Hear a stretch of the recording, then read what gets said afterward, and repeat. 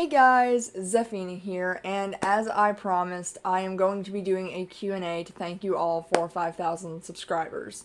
But you'll notice that there are two parts to the screen. I also decided to do a speed paint for 5,000 subscribers, so it's going to be a dual thing. You're going to see my face as I answer the questions, but you're also going to get to watch the speed paint. So that's the thing. That being said, some of these questions are repeats, and I will put on screen everyone who asked a specific question as I answer them. So, let's start with the first question. When did writing click for you? For example, your first finished story. Oh, goodness gracious.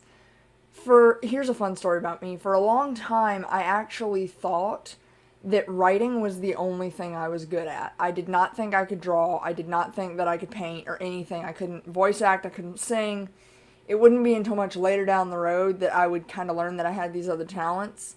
And so for a long time, I really thought writing was the only thing I could do. And I started writing at a super young age, 6, 7 years old. But my first true story, I believe, was published, and it's an old story. It's a Tin Rose story from Doctor Who on Wattpad. It's still up. I hate to even say that because it's horrifically written. It's still up though. And I believe that was in 2011, 2010. It's old. Something like that. So that's probably one of my first stories, and that's when it kind of clicked for me that I loved writing. Well, that I could do more than what I was doing before, which was just little piddly stuff that I never intended to publish. So I guess that's when it really clicked for me that I enjoyed writing as much as I do. Next question isn't a question, it's just someone complimenting me. It says, Sarah Kemp says, "Thank you for making awesome content. You are truly a wonderful YouTuber and you make awesome content. I love the Stitch." Oh, thank you.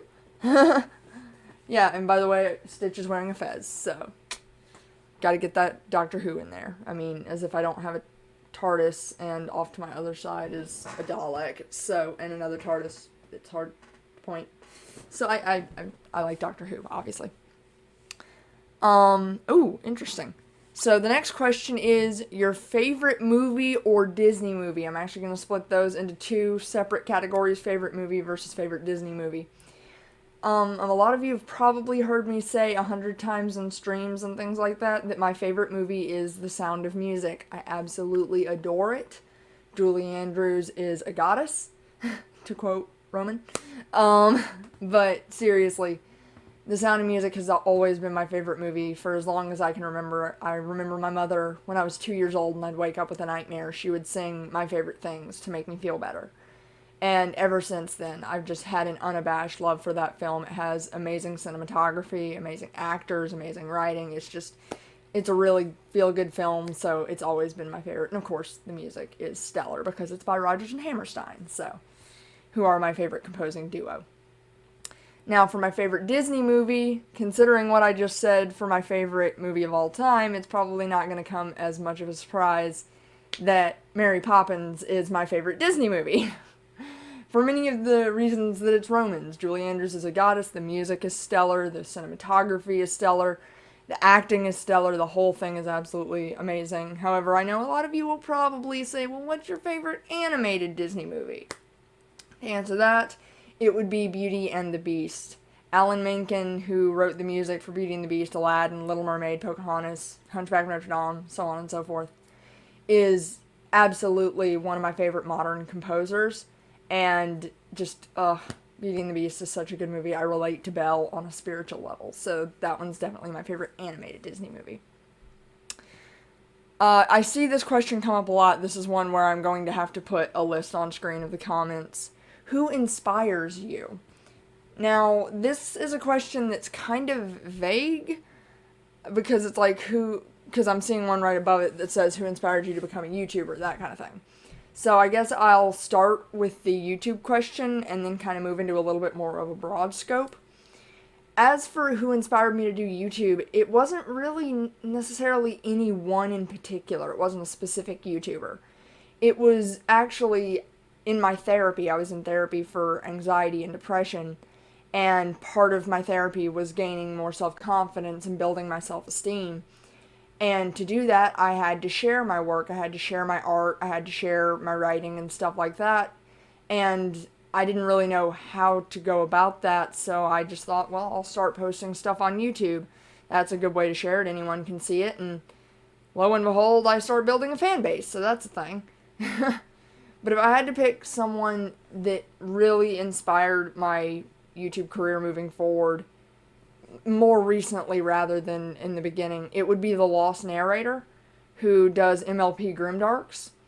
And that is actually one of the YouTubers that inspired me to do Prank War, and I'll get to that later, but that definitely the Lost Narrator and Magpie, if you guys know who those YouTubers are. If you don't, go check them out, they're awesome.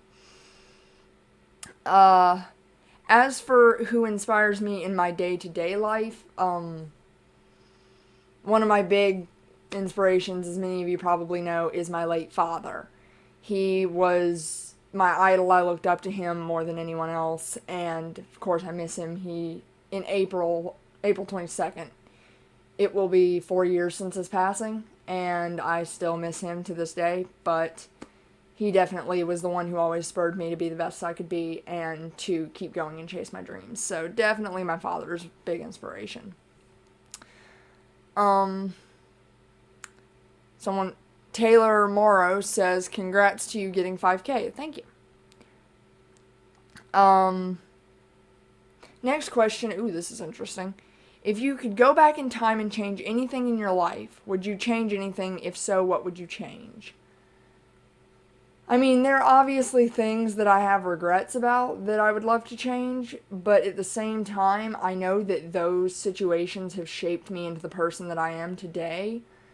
So I can't really say that I would want to go back in time and change anything, simply because that would mean that I wouldn't be the person that I am now. So I guess I wouldn't go back in time and change anything. Maybe I wouldn't light the toaster oven on fire when I was 2. Who knows. Anyways, moving on. Have you been to any cons? I assume you mean conventions, and did you cosplay for those conventions? Sort of.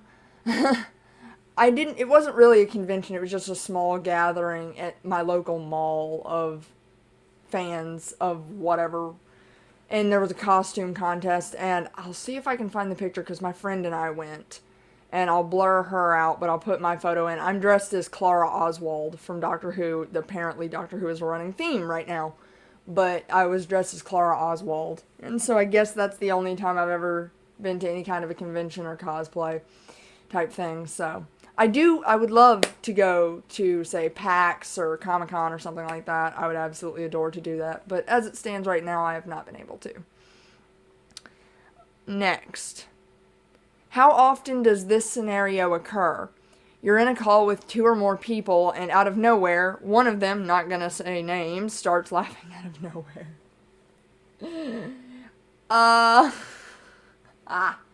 Well, you guys watch the streams pretty much that often. Because that's about the only time I get into real calls. I guess it happens a little more frequently than that, but usually it's just the stream, so about as often as you guys see it. Someone says, what inspired the Prank War series? Again, I think this is one of those that multiple people ask, so I'll put it on screen. What inspired the Prank War series?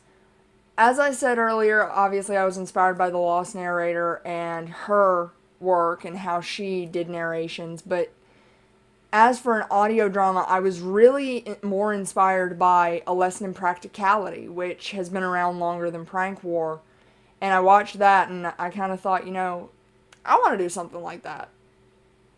I'm going to do something like that, so I did something like that, and that's really what inspired Prank War, was A Lesson in Practicality. What led to the Prank War becoming an audio drama? And why did you start YouTube? I've already explained why I started YouTube, but what led to the Prank War becoming an audio drama? Again, as I've said, I had the inspiration of the Lost Narrator and from A Lesson in Practicality. However, ironically enough, it was originally just supposed to be a written story in a different format than most of my stories. But due to the way that it's so chopped up by the different pranks and how far apart they're all set, it wouldn't really make sense in just a written format. And I was halfway through writing it when I realized, maybe this would be the story to turn into an audio drama because it's so different from my normal writing style. And so I decided that that would be the one. So that's kind of how that came to be. Boop, boop, boop. Someone says, and again, this is one that I think came up multiple times, when and how did you get into the Sandersides? Okay, I'm about to betray myself on this one. I remember when the first video went up. I have been around since that series started. I was a fan of Thomas Sanders back in the Vine days. I remember when he started his YouTube channel, and I remember when the Sanderside series started. So, I've been around since day one, honestly. And for a long time, I wasn't a part of the fandom. I just watched the series. I really enjoyed it. I wrote for myself, but I didn't get involved in the fandom because most fandoms, as I've experienced, are toxic. But then one day, while I was scrolling through Tumblr, for whatever reason, looking for fan art, I think, I stumbled upon more of the Sandersides fandom and realized, oh, it's super docile here, and people are nice to each other. Oh, maybe this is a fandom I'll get invested in. So I've really been in the Sandersides fandom since day one. God, I'm old. And that started back when I was in high school. Ugh, I'm old. Okay, back to this. Hey, I love the prank war. Did you draw the art, and why did you decide to share it with the world? I drew some of the art. Not much of it, actually. I would say maybe 6 frames in the whole series were by me. And that was mostly because they were super simple. Truly, honestly and truly, we had a cast of how many artists? Good lord. It was... I gotta get to the actual server. We had a cast of upwards of 35 artists on the team. And trust me, this series would not look as good as it did without them. There's no way I ever could have made it look that good. And I would have done more of the art myself, except for the fact that running a project is not easy, and it takes a lot out of you, and that's why I ended up doing the artist call in the first place, was because I realized while juggling all the other parts of doing this audio drama, I couldn't do the art too. And so I had to have a cast call for artists. So I did a few frames, and you can generally tell which ones are mine because minimal effort put into them. So that was a thing. Who's your favorite side and why? I mean, it's kind of hard to tell. I can't really tell which side is my favorite. It's Virgil. It's always Virgil. It's always been Virgil. It will always be Virgil. As for why, he is a great representation of anxiety and a great representation of how to handle anxiety. And another reason he remains my favorite character, because he was my favorite character, remember I said I've been watching this series since the beginning. He became my favorite character at his introduction because I love the character that you can't trust, but you have to trust, but you know you can't trust, and that's what he was at the beginning. He was the antagonist.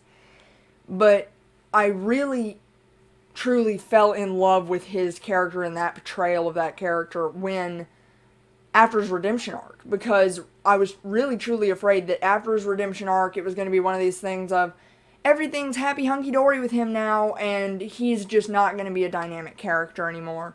Thank God I was wrong and underestimated the writing staff, because he is still a very dynamic character. You see in fitting in alone how much the others are struggling to accept him and how much he's struggling to act differently, and you see him grow throughout the series even further as he kind of learns right from wrong in a way, and we see him slip up. Even though he's trying really hard to be this light side, he still slips up and makes mistakes. We see it in dealing with intrusive thoughts when he's overreacting to Remus, and I think that the way that he's handled is amazing. So Virgil is absolutely my favorite character. Virgil is best boy. Okay, moving on.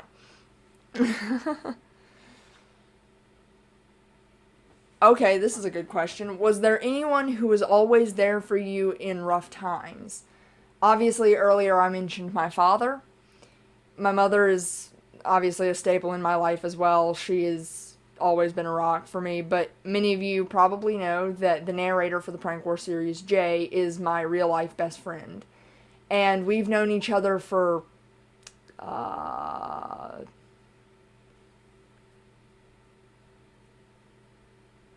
going on 11 years now. So we've been friends for half of our lives. And Jay has definitely been one of those people that I could always turn to when I needed a shoulder to cry on or I needed someone to help me through something. So definitely Jay is on that list. Oh, there are multiple questions. Oh, goodness me. Who are you closest to out of your friends? I just answered that one, Jay. What is the weirdest dream you've ever had?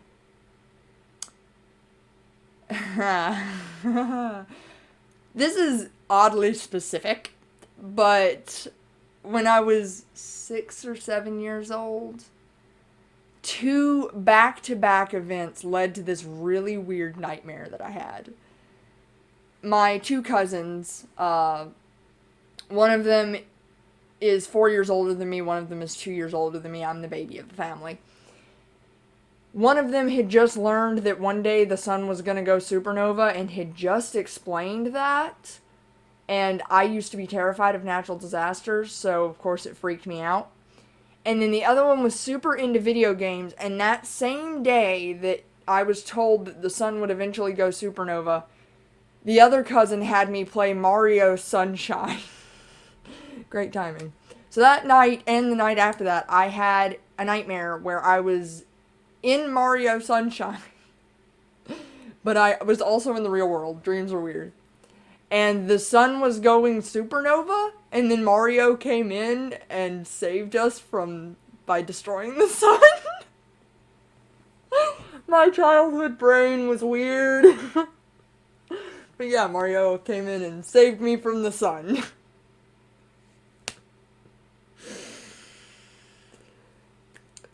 You asked. How much do you love us? I love you guys a lot. Like, a lot. You guys are awesome. I wouldn't be doing this right now if it weren't for you guys. So you guys, I definitely love you guys. Love you guys. Have you ever had a dream about a side? If so, what was the dream? Not really, and the reason I say that is because I have insomnia, and in recent years I've been taking a specific medication to help me sleep at night, and I know that I dream, but that medication makes it so I don't remember any of my dreams. So, possibly, but I don't remember it. It would be cool, though, if I had dreams about the sides. That'd be freaking awesome. Anyways, moving on. What inspired you to start writing Sander Sides fanfiction? How did you discover Thomas and the Sander Sides? As I said earlier, I was a fan of Thomas during the Vine days, and then eventually he moved to YouTube, and I obviously was there from the get-go.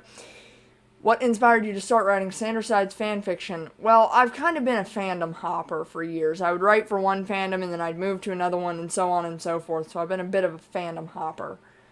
And like I said earlier, the Sander Sides fandom, I wrote a lot just for myself for a while, and then discovered how docile the fandom was, and that's when I started writing and publishing what I wrote. Because I'd really put my pen down for good when it came to fanfiction because of the toxicity of the other fandoms I had been in. But, of course, upon realizing how chill the Sander Sides fandom was, I was like, okay, maybe I'll give this a shot. And so, it turned out great. Moving forth. Yellow Angels and Red Demons says, I love your videos. They're so good. Oh, thank you. Do you know you're awesome? Because you are. Thank you. I like to think that I am somewhat awesome. Clearly I'm doing something right because you guys are here, so thank you. My favorite type of snake. I had to choose, because I don't want to go cliche and say, like, the king cobra. What's that? There's a specific kind of snake that I'm thinking of that... Now I gotta Google snakes. Hold on. Because there's a specific snake I'm thinking of. I can't remember what it is. Dang it. I'm doing this live right now. Types of snakes. I want to see pictures of snakes. Where is it? This could take a while. I might cut this out just to... What? Why did you throw me into this hole of now having to look for snakes? Is this it? Is this the one I'm thinking of? Yeah, this is the one I'm thinking of. Okay, I found it. Sunbeam snakes. Sunbeam snakes. I'll put a picture of one on screen now because they've got like holographic scales. And they're freaking awesome. And I want one. I mean, I'm probably never going to own a snake, but I still would like to have one. That would be cool. Sunbeam snakes, that's what I'm thinking of. Those. I was like, what kind of snake is it? That. There's your answer. Sunbeam snakes. When did you start drawing, and what is your favorite thing to draw? Oh, good lord. I can actually give you almost to the day that I started drawing because, like I said earlier, for a long time I thought writing was the only thing I was good at, and then one day I just told myself, you are going to sit down with a piece of paper and a pencil and you're going to draw. And so I did. And thus began my drawing career, and that was in late 2014. Seriously. My favorite thing to draw has always kind of differed. It's never really stuck with one thing. I know I drew cats for a long time because I was a fan of the Warrior series. For a long time I sucked at drawing people, but I've gotten better at anatomy since then. I enjoy doing tribal stuff. As I'm talking, I'm probably putting up images on screen of examples of stuff that I've done in the past. But if I really had to choose something that I love to draw more than anything else, it would probably be landscapes. I absolutely adore doing landscapes, whether that be drawing, painting, whatever. And again, I'll put more pictures on screen now of that, but I definitely love drawing landscapes. Congrats on 5K. Thanks for providing all the awesome content, Zeph. You're welcome. Thanks for subscribing to my channel. Anna Farrow says, congrats, you deserve it. Oh, thank you. Do you have any theories for the Sanders sides? How long do we need this video to be? I definitely have some theories. Mostly pertaining to Virgil being a former dark side and how that all played out and what his history is, but that could be a video all its own, and if you want me to make that, let me know, because I have quite a number of theories. So if you actually do want to see a theory video, let me know in the comments down below, not content, comments down below. That's the word. What keeps you up at night? Well, I'm a night owl, so me, I guess. I'm an insomniac. I assume you mean kind of what are your fears as opposed to what keeps you up at night, because the truth is I'm up at night and I sleep during the day because I'm a night owl for some reason. But fears? Whew. That's delving into a deep part of my psyche. I've always had a crushing fear of losing people that I love. As long as I can remember, I've had that fear. And so I guess that keeps me up at night, to the point that every time I walk away from my mother, and I'm not talking like when I leave the house, I'm talking if I'm been in the other part of the house talking with her and I'm just going back to my room, I will say I love you.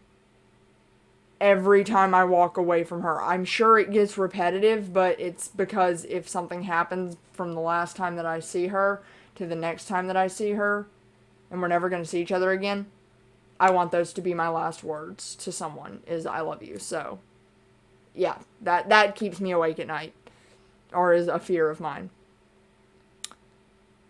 Is mayonnaise an instrument?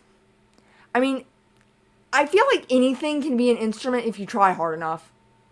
Are we talking about tubs of mayonnaise? Because you could fill them to different levels and then play the drums and they would have different pitches. So technically, yes, if you're counting it that way. If you're just straight mayonnaise, I mean, I guess it could make a splashy sound and a correct pitch if you threw it at the right thing. Again, anything's an instrument if you try hard enough. What is your favorite flower or plant? I'm not usually a flowery person, but this is probably not going to come as a surprise to anyone that my favorite flowers are morning glories because they're pretty and purple and I love them. I also like honeysuckles because you can eat them, but if I had to pick, like, pretty wise, I would definitely pick a morning glory. I think those are beautiful. Moving on. Ooh, now we're getting into stuff about the pain of assignment. What is the most exciting part about making the pain of assignment? Definitely the idea of making new friends for me, because I know I made so many friends during the whole thing with Prank War. I was so excited to make friends with that, and so the idea that I get to do all that again and make more friends and meet new people and make new discoveries about myself and learn more about doing these projects is definitely something that I'm looking forward to with the pain of assignment. What was your first reaction? If you haven't figured out yet, this is by Watermelon Catacorn. What was your first reaction when I stole your muffin cheese? Did you expect it to start a war? My first reaction was, how did you get into my house to steal it in the first place? And my next reaction was, I'm getting it back, and I am getting it back. And did I expect it to start a war? No, I really did not expect people to start choosing sides and it to turn into a war, but then again, I didn't expect the artists and the VAs of the Prank War to get into a war either. So, here we are. What is the most chaotic thing the Prank War servers ever did? And what's the most chaotic thing so far that the Pain of Assignment servers have done? Fun story. And I'm going to talk about... You got to realize that the artists and the VAs are on separate servers. So I really have to talk about them separately because they don't know each other all that well. But the artists, this is a fun story. I don't know how this happened, but somehow or another, I don't know if I granted one person admin powers and then slowly everyone else got granted admin powers through that person, or if I royally screwed up and just gave everybody admin powers. But everybody on the Prank War art server is a mod. And I didn't know this for months. And then one day I get on and the entire server has changed. And when I say changed, I mean for the better. Because at the time, I didn't know how to use Discord for anything. And suddenly, everything looks amazing on the server. And I'm like, what the hell happened? I noticed everyone's names are different colors because they have new roles. The channels are now categorized and stuff like that. And I get on and I'm like, what happened? As it turns out, everyone was an admin. Car, shut up. Everyone was an admin and just decided to improve the server. And it can be sort of chaotic sometimes, but I basically told them then, I'm like, well, you improved the server, so as long as you don't do anything stupid, you can keep the powers. And so they still have op powers and mod powers in the server. And I would later do the same thing with the VAs just to see what they would do, and yeah, that server got pretty chaotic real quick. Our picture is no longer anything, like our icon picture is no longer anything to do with Prank War. It is a picture of Danny DeVito. Because, why not? Danny DeVito. So that is definitely some chaos right there. I guess the war starting was pretty chaotic as well. But, I don't know. There's a lot, that's a whole story. As for the Pain of Assignment cast, I haven't had much time to talk to them yet. That server's only been around for about week and a half, 2 weeks now. But definitely Watermelon Catacorn is leading the charge with some of that. I apparently have over 60 grandchildren because I adopted Watermelon Catacorn and apparently she is obsessed with adopting kids of her own, so apparently I have like 60 kids now. And then also one of the VAs has a bird that loves to squawk whose name is ironically Whisper. So in the Pain of Assignment VA server, whisper means scream. By the way, just so you guys are in on that joke. So that's definitely some of the most chaotic things. Moving forth. Ooh, talk about my sides and how I made them. That's interesting, because initially I was going to do a whole video dedicated to this topic, but never got around to it. I am so ingrained in doing stuff based on canon that I don't have any sides that wouldn't mirror the actual Sanders sides. So I know I said this in a video a long time ago, before I even had 1,000 subs, that Zafina is my Virgil. Zafina is Virgil, not... I'm Thomas. Zafina is Virgil. And then I have to remember the names. Oh my god. It's been a while, guys. My Patton's name was Demeter, after the goddess of grain in Greek mythology. My Roman's name was Aphrodite, after the goddess of love and beauty from Greek mythology. Then my Logan, if I am correct, was Athena, the goddess of war and battle strategy from Greek mythology. You can see a trend here. I like Greek myths. My Deceit was named Janus, after the god of choices. It's interesting to look up that god. Janus, after the god of crossways kind of thing. Splitting in the path, you have to make a choice. And then finally, my Remus is named Euros, after the Greek god of the east wind. And that, I will admit, is heavily influenced by Sherlock. So, and they're really very similar to the actual Sanders sides. Never got around to fleshing them out fully because other things got in the way with my YouTube channel. So, I just never got around to that. But, there's your answer. Those are my sides. And I will probably put up pictures of them from either Gacha Life or stuff that I drew a long time ago on the screen when I was talking about that. Anyways. Ooh! This is a fun one, and I've seen multiple people ask it. Writing tips. Yeah, I love this. First of all, start off doing what you love. Write for some... If you're going to do fan fiction, write for a fandom that you love. And if you're not, I would say this much. Use fan fiction as a way to hone your skills.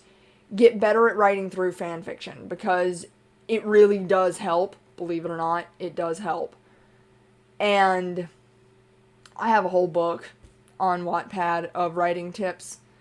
But for beginner writers, I would say as soon as you can, get away from writing in first person, because that is going to hinder you a lot. Go ahead and start working on third person limited or third person omniscient, because that's going to help you majorly in the long run. As for those of you who are already writing in third person, one thing that I would say is if you're writing in third person limited and you're switching POVs, try writing stylized to the character whose point of view you're in. For example, when I'm writing for Logan, I'll use bigger words when describing things, because that's how Logan would talk. When I'm writing for Virgil, I'll spend more time describing the setting, because Virgil would notice the little details. And then when I'm writing for Roman, it's more like writing you would see in a fairy tale, because he's a prince and that's his whole shtick. So try personalizing your writing for each character that you're writing for, is definitely a tip that I would give. What is my favorite song? I feel like I'm asked this all the time, and I'll kind of play it, a little bit of it right here. It's called Death of a King by Approaching Nirvana, and if you guys haven't listened to Approaching Nirvana, you're missing out. They're so good. I love Approaching Nirvana's music. They're so good. I've been a fan of them since 2012, so 10 out of 10. What is my favorite animal and why? I've always had a hard time picking between two specific animals. I love the idea of big cats like panthers or even lynxes. They're not real big, but they're still cool. For a long time, it would have been a cheetah because they're fast, and I'm a runner. But at the same time, I've always kind of admired, I don't know, panthers was like dope as hell. Panthers are awesome. So I would have to say a panther or some form of a bird of prey. Because I've always seen those things as elegant and just badass. So a bird of prey such as an owl, specifically a horned owl, because those things are freaking huge and scary and intimidating, but also really cool looking. So either a panther or a horned owl, great horned owl, something like that. Those. Now we're getting into a few of the final questions. Hey guys, Editor Zephina here, and while I was working on this video, someone in one of the Discord servers asked me another question that I actually would like to answer. And that is, what drives you to write these stories, and how do you get inspiration to do them? Which is a very interesting question, actually. As to what drives me to write these stories, honestly, it's just I have this idea. And I'll be like, I want to see these characters in this situation. And I can't find it anywhere else. And so I'm like, well, I'll do it myself. And so that's kind of where the drive comes from. But the inspiration can come from anywhere. It can come from other stories. It can come from just little things. I know that I once saw a bunch of prompts online, and one of them was, Logan teaches Virgil how to use a telescope. And I went, well, what if Virgil taught Logan how to use the telescope? And that's one of my stories. Another one was, what would happen if Virgil had to use physical force to keep Thomas out of danger? That's my story, Harsh Storm. And initially, that was going to be a real short story. It was going to be, okay, well, Thomas is in danger. Virgil hits him or pushes him to get him out of danger. And then he apologizes, and that's the end of the story. And then I was like, nah, let's let Virgil get hurt in the same situation, and then the story continued from there. But it's really just little things. I can't always say where each idea comes from. Sometimes it's just a strike of inspiration. Sometimes it's something I've read. Sometimes it's something I've seen. Sometimes I'm rewatching the videos, the Sandersides videos, and I go, okay, well, that look or the way that he reacted to that makes me think, how would he react to this? So it's things like that that I draw inspiration from. But that was a really good question. What drives you to write these stories, and how do you get inspiration for them? Because I have a very strong drive to write, because for those of you who don't know, Prank War, when I looked at the word count just the other day after posting the final part, is almost 30,000 words total. It's about 30,000 words. 29,000. It's a lot. I didn't realize that until I was looking over it. So I tend to write very, very long stories. Which, I mean, if you want to read them, link is in the description. Anyways, that being said, I will hand it back to past Zephina. What is your favorite Sanderside ships? I don't actually ship any of the sides, contrary to popular belief. Everyone seems to think I ship Princiety because of the whole Princiety alliance in Prank War. I actually don't ship any of the sides. Not because I dislike the ships all that much. It's just I've always kind of seen them more as a family and see them react more in a platonic light than a romantic one. But if I had to choose a ship, like if I had to get behind one of them, it would definitely be analogical. But other than that, I'm not really into the ships. If you are, that's cool, but I never have been. Next, how's the quarantine going? Honestly, and I'm not exaggerating when I say this, it's not that different from my day-to-day life, because YouTube is my job. I work from home, and all my college classes were already online, so again, I work from home. So the only time I left before the quarantine was to go to Walmart, and now that's still the only reason I leave my house, so it's really not that different. And it's not like I can't see my friends, because really my only real life friend lives with me, so again, things are not that different from normal. And then the final question, I feel like this should be obvious, but who's your favorite YouTuber? Again, it's real hard to tell. have anything by that person. I mean, it's not like I've got stuff that would represent anyone in particular. Thomas Sanders. It's Thomas Sanders. Of course it's Thomas Sanders. Have you seen my channel and what's on it? Have you seen what I'm wearing right now? And by the way, yes, that is the thank you card from the first year they were selling the Christmas sweaters, because ironically, I have the first generation Anxiety Christmas sweater, but I didn't buy it. Jay bought it for me for Christmas, and I bought because Jay, their twin, and me all line up with a specific character. I bought myself the Anxiety enamel pin, which you can't see it right now, but it's actually pinned to my ace flag above Simba. I bought Jay the Logan pin, and then I bought their twin the Patton pin, because we all lined up with those characters. And so that's how I got the thank you card, and it's signed by Thomas, Joan, and Talon, and I love that thing. And yes, I have it framed. Don't judge me. You can't see it, but behind the camera I have an Anxiety poster, and my sweater's hanging off to the side, and of course my jacket, which, wrong side, the patch is the only part that I bought. Jay made the jacket. Thank you, Jay. You're awesome. So that's the thing. But yeah, that about sums up the questions. It looks like that's all there is. Yes, it does. Again, thank you guys so much for sticking with me and being a part of this channel. It's great having you around. And I really do want to reiterate just how much it means to me that you guys watch my content and enjoy my content, because a lot of work goes into it, and not just from me. I know that the voice actors put in a lot of work, the artists put in a lot of work, and then just to see the whole thing come together to make these series that you guys love just means a lot to me. So thank you guys so much for 5,000 subs, and if there's any more of the speed paint to get through, I'll let that go full screen and play. And until then, I'll see you in the next video. Zephina, out.